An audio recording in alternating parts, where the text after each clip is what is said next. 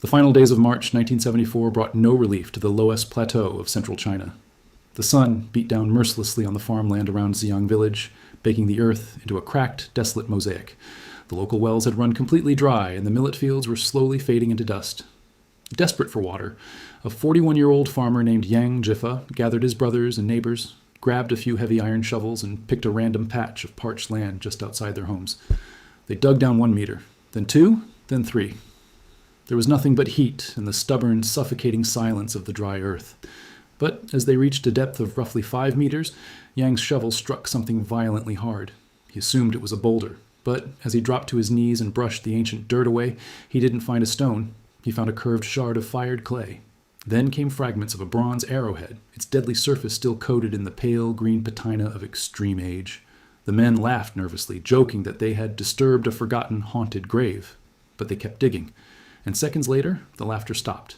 Yang's brother pulled something out of the soil that froze the men in sheer terror. A clay soldier. What those desperate farmers had accidentally stumbled upon was not a well.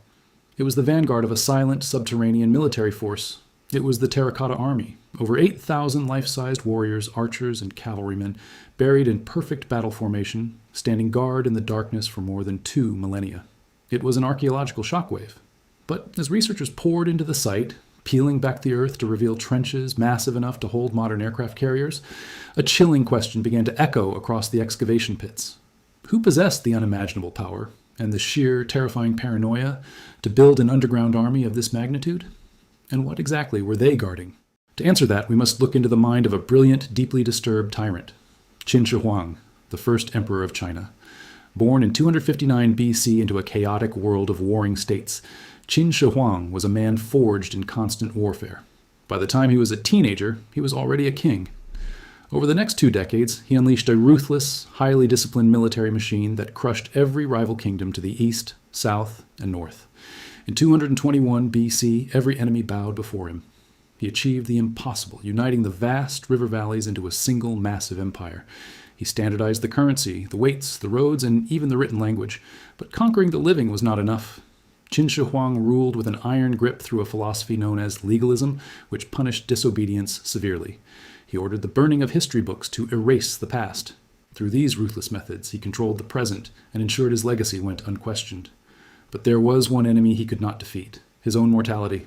The first emperor was absolutely terrified of dying.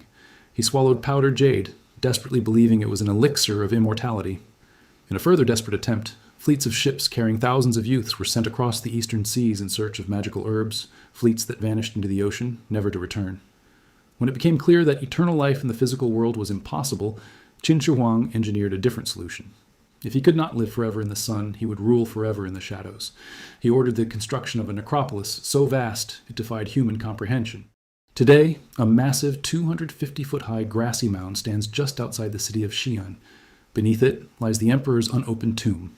For centuries, the ancient historian Sima Qian's description of this burial chamber sounded like pure poetic fantasy. Sima Qian wrote of a subterranean palace with ceilings studded with pearls to mimic the cosmos, and floors sculpted to resemble the geography of China. Most unbelievably, he wrote that the rivers and oceans of this underground empire were filled with flowing, liquid mercury, kept in constant motion by mechanical pumps. For 2,000 years, scholars dismissed this as a myth. But modern science has proven the myth is terrifyingly real. Recent soil samples taken from the mound revealed mercury levels hundreds of times higher than normal background readings. Advanced LiDAR scans and laser surveys detected chemical vapor plumes rising from the earth, matching the exact footprint of the legendary mercury rivers. When archaeologists first began excavating the Terracotta Army, they made a heartbreaking discovery. The warriors were originally brilliantly painted in vibrant colors, including a rare pigment known as Han purple. However, the moment these statues were exposed to modern air, a chemical reaction caused the ancient protective lacquer to peel off within seconds, taking the exquisite art with it.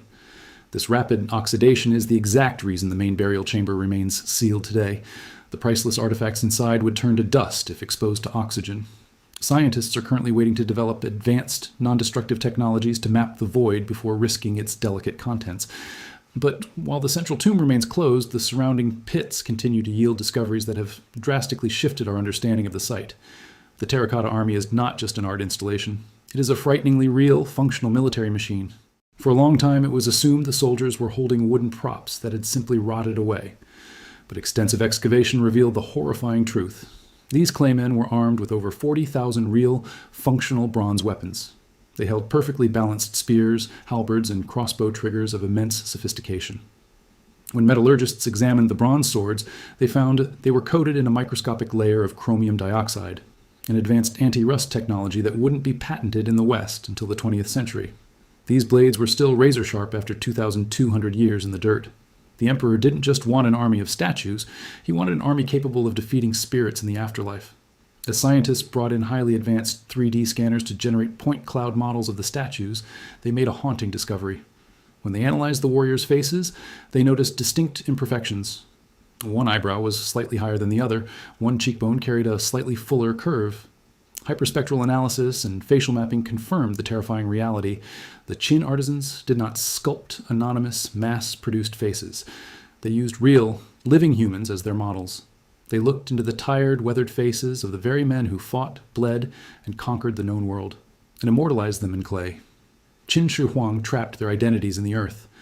But the darkest secret of the necropolis was only recently dragged into the light, and it proves that the mystery of the Terracotta Army hides a horrifying reality. In 2024, an extraordinary and grim discovery was made outside the main mound, in an area known as Tomb Number 1. Archaeologists excavating deep into the soil unearthed a massive 16-ton wooden coffin. Inside, they found an astonishing array of wealth: gold and silver camel statues, jade artifacts, and bronze vessels. The richness of the burial indicated it belonged to someone of the absolute highest imperial rank. Historians and forensic archaeologists quickly pieced together the puzzle, and the answer was steeped in dark tragedy. According to ancient records, when Qin Shi Huang died, his sudden absence plunged the empire into chaos. His ruthless younger son, Qin Shi, seized the throne through a forged letter and immediately initiated a purge of his own family to secure his power. The discovery of this 16-ton coffin, believed to belong to one of the high-ranking royals caught in the purge, validates the darkest accounts of the Qin dynasty's collapse. It transformed the entire perception of the site. The Terracotta Army is not merely a marvel of ancient art, it stands watch over a colossal subterranean tragedy. Ancient texts record that, to keep the secrets of the tombs, traps, and treasures safe, the thousands of artisans, engineers, and laborers who built the complex were sealed inside when the massive stone doors were finally closed. The sprawling necropolis of Xi'an is a monument to the duality of human nature. It represents the ultimate apex of ancient logistics, chemistry, and engineering. Yet, its foundations are built on the suffering of forced labor and a tyrant's primal, inescapable fear of death. Qin Shi Huang, the man who brought the world to its knees, could not buy a single extra day of life. He died still searching for a way to cheat death. But as you look into the asymmetrical, fiercely individualized faces of his clay warriors, standing in total silence, gripping their real, razor-sharp weapons, waiting for a command that will never come, you realize something profound. The emperor never found the elixir of life, but by freezing his vast, unstoppable army in the earth and protecting his toxic palace for over 2 millennia, he achieved something far greater. He achieved immortality. Thank you for watching. If you are captivated by the incredible scientific detective work that brings our ancient history back to life, please like this video, subscribe to our channel, and share your thoughts in the comments below. Knowing the complex history behind its creation, do you think we should risk opening the emperor's tomb, or should some secrets remain buried forever? Until next time, keep exploring.